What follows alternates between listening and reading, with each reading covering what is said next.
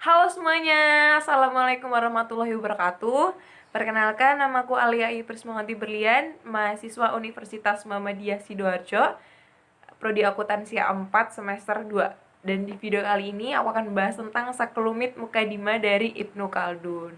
Tonton sampai habis ya. Yang pertama adalah pasal ke-6 dari kitab pertama, yang mana isinya adalah berbagai jenis ilmu pengetahuan, metode pengajaran, cara memperoleh, dan berbagai dimensinya, serta segala sesuatu yang berhubungan dengannya. Nah, di dalam pasal ini terdapat satu pendahuluan dan berbagai hal. Dan pendahuluannya itu isinya adalah pemikiran manusia yang membedakan manusia dari makhluk hidup yang lainnya, yaitu akal pemikiran. Nah, dengan keunggulan ini, Allah mengutamakan manusia daripada makhluk hidup yang lainnya. Yang kedua adalah yang pasal pertama, yang isinya adalah ilmu pengetahuan dan pengajaran merupakan hal yang natural bagi peradaban manusia. Di awal tadi udah aku sebutin bahwa ciri manusia adalah mempunyai akal dan pemikiran. Dan ini dianugerahkan oleh Allah Subhanahu wa taala agar kita bisa mengikuti jalannya sesuai ajaran Nabi dan Rasul. Dan dari akal pemikiran yang didapat dari Allah Subhanahu wa taala, maka nanti akan timbullah suatu ilmu pengetahuan. Maksudnya apa? Gini, di dalam kehidupan sehari-hari manusia pasti berpikir. Nah, dalam berpikir itu pasti timbul yang namanya keingintahuan. Dan keingintahuan pasti kita penasaran dong. Nah, kita penasaran, oh itu kenapa sih kok bisa kayak gitu, ini kok bisa kayak gitu.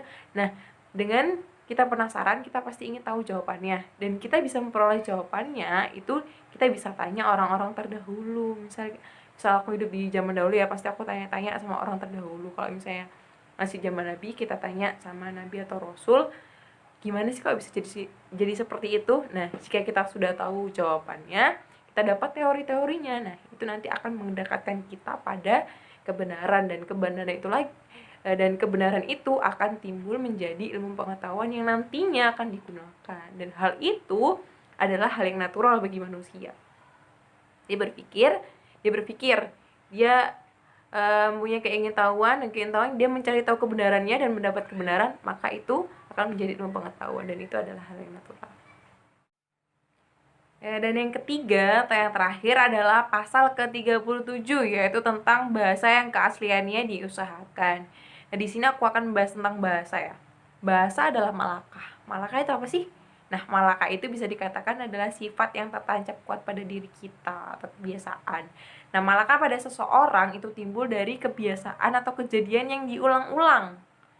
Nah, contohnya gini, seorang pembicara Arab di lingkungannya dia selalu mendengarkan ya kejadian yang menggunakan bahasa Arab, otomatis dia meniru dan mengucapkannya atau menerapkannya ke kehidupan sehari-hari. Nah, kejadian itu pasti berulang-ulang, dia mendengarkan dan dia mempraktekkan, dan itu akan timbullah malakah. Dan dari situlah malakah dari generasi ke generasi dan ditiru oleh anak-anak. Maka dari itu kenapa sih bahasa itu identik dengan malakah orang Arab. Nah, malakah ini dirusak oleh kaum Mudor. Nah, kenapa sih kok bisa dirusak gitu? Nah, gini jadiannya. Dulu kaum Mudor ini sering berinteraksi dengan orang non-Arab. Nah, otomatis orang Mudor ini tetap berinteraksi dengan orang non-Arab dengan menggunakan bahasa Arab.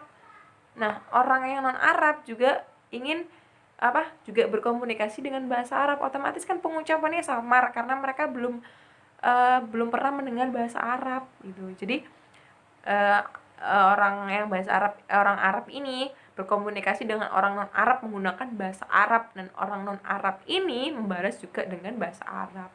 Dan orang non Arab ini bahasanya masih nggak benar, jadi masih terdengar samar-samar. Nah, disitulah kenapa malakah sekarang itu keasliannya itu berkurang, karena itulah sering berinteraksi dengan orang non-Arab. Dan malakah yang asli dari Arab yang mendekati adalah kaum Quraisy. Dan disitulah bahasa atau malakah yang keasliannya diusahakan. Nah, sekian video dari saya. Apabila ada kekurangan kata dan apabila ada yang tanyakan, komen di bawah.